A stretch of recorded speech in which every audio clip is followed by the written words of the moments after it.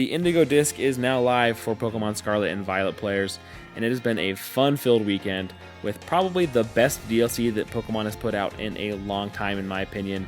But there are some bad things as well that we could talk about. So this is the top 5, the good and the bad Pokemon Scarlet and Violet DLC number 2, the Indigo disc. So what's up, Waluigi? Trent from Trentendo here. As I said, we're going to talk about these top 5 things, and maybe we'll go a little bit more as top 5 just sounds good. So before we hop into that, make sure you hit that subscribe button and like this video so you guys are kept up to date with everything going on here at Trentendo. Let's see if we can get 20 likes on this. It really does help. I appreciate it. Without further ado, let's hop right into these good and bad things from Scarlet and Violet. So let's get the bad out of the way first. Shiny locked legendaries. Why, Pokemon? Why are you doing this to us? Now, one of the big selling points of the DLC number 2, the Indigo disc, was the fact that we're going to go back and be able to capture a bunch of legendary Pokemon from the past. I think they list, it was about 25-ish Pokemon, give or take. You know, Pokemon like Lugia, Entei, Raikou, Suicune, Ho-Oh, Moltres, Zapdos. I think Virizion was on there. Latios, you know, some big Pokemon from the past, some of those awesome legendaries, but they're shiny locked. You know, when we first got the news, people were really excited. We thought we were going to be able to shiny hunt these Pokemon.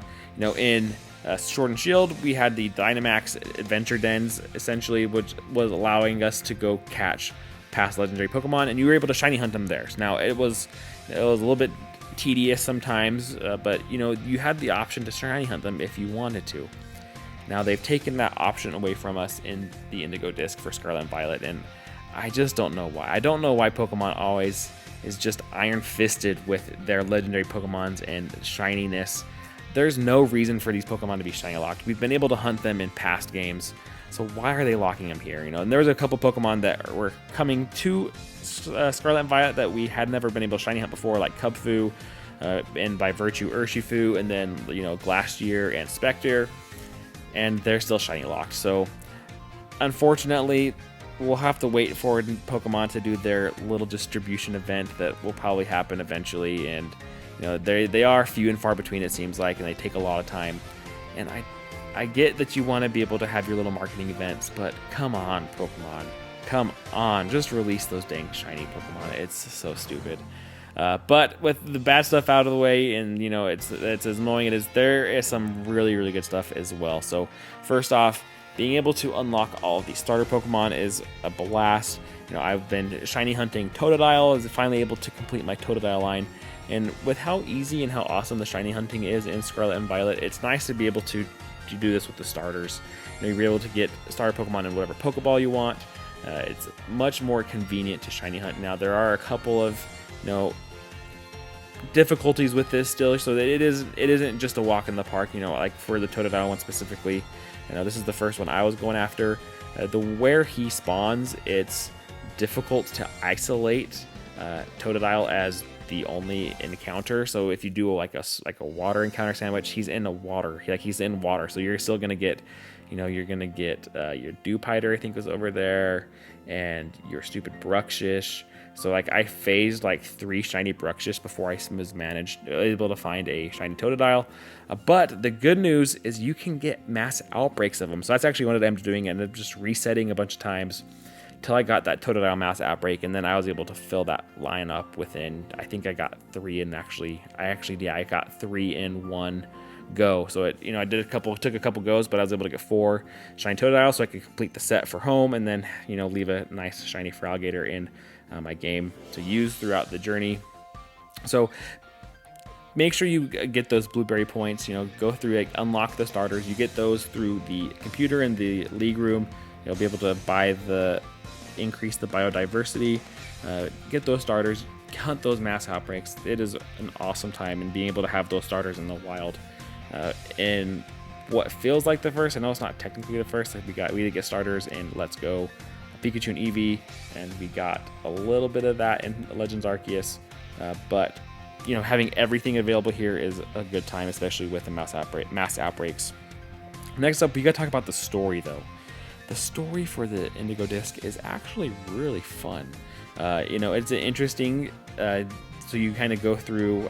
We won't go too spoiler heavy here. So if you haven't played it yet, don't worry. We won't spoil it for you. Just know that it's really good. I think we all know you're gonna go through the Blueberry League. You have to do your Elite Four. Your battle with Kyrian. Super fun.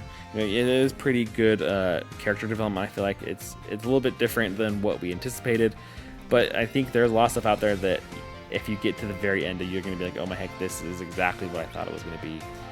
There's an awesome hidden cutscene at the end. I think we all know that. I don't think this is a spoiler at this point either. You're going to go back to the Area Zero. It's called the Hidden Treasure of Area Zero. We're going back there, and there's a cool little cutscene, like a hidden ending, if you will.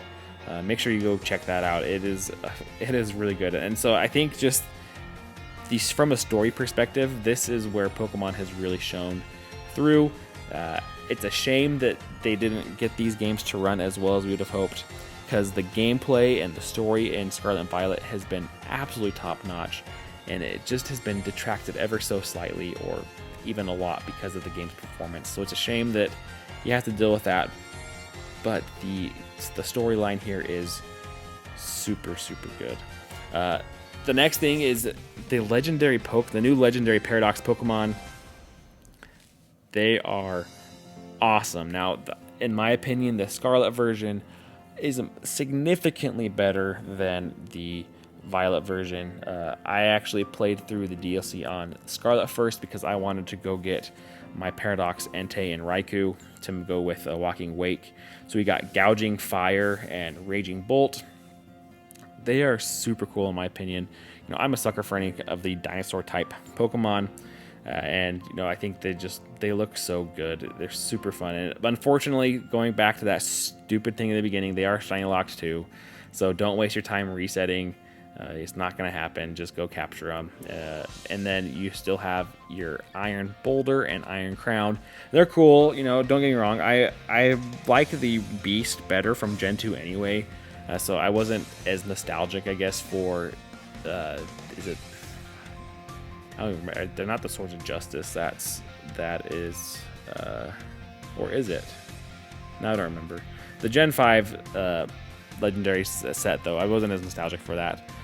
So they're cool. They're robotic. I think that most people would kind of agree that that Scarlet and Violet, or the Scarlet got the better Paradox Pokemon than Violet, and that still holds up as the case for this set as well. And then the last thing, we said 5. I think, is that 5? If not, we'll wrap this up here. We don't want to get this too long anyway. The last thing that you're going to want to make sure you do is unlock basically this next version of the Cramomatic. It's the printing machine. You're going to unlock this through the same way you opened up the starter Pokemon. You're going to want to head over to that computer and you're going to donate to the Science Club, and you're going to be able to print.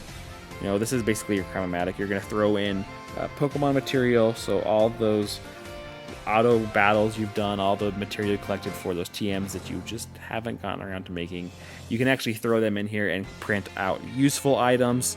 And eventually you're able to unlock the Pokeball Lotto, so you're going to be able to get Safari Balls, Moon Balls, extra Master Balls. It is kind of random, so you just have to throw some stuff in and see what you get. But it is a cool little feature, kind of bringing back the Cramomatic. So I hope you guys enjoyed this update. Let me know down in the comments what you guys are most excited for of this. Let me know, are you mad about shiny locked Pokemon? Do you not care? I think it's lame. If someone wants to spend the time to go do it, let them do it. I'm probably not going to shiny. I probably wouldn't have shiny hunted a ton of legendaries, but I would have gone after 1 or 2 of them maybe. It does take a long time with those static encounters, but if they want to do it, then Pokemon, let them do it. And let me know as well what shiny Pokemon you want to go hunt. I think that's going to be one of the top things to do is to go out and shiny hunt. The terrarium is a very, very interesting and cool add-on. I think most people are probably going to be spending more time in the terrarium now going forward than even in Paldea. It's hands down better than Kitakami is, but I think there's going to be a lot of people who might spend more time here than Paldea even at this point. So love to hear your guys' thoughts down below as well. Hope you enjoyed, and thanks for watching, and until next time, catch you later.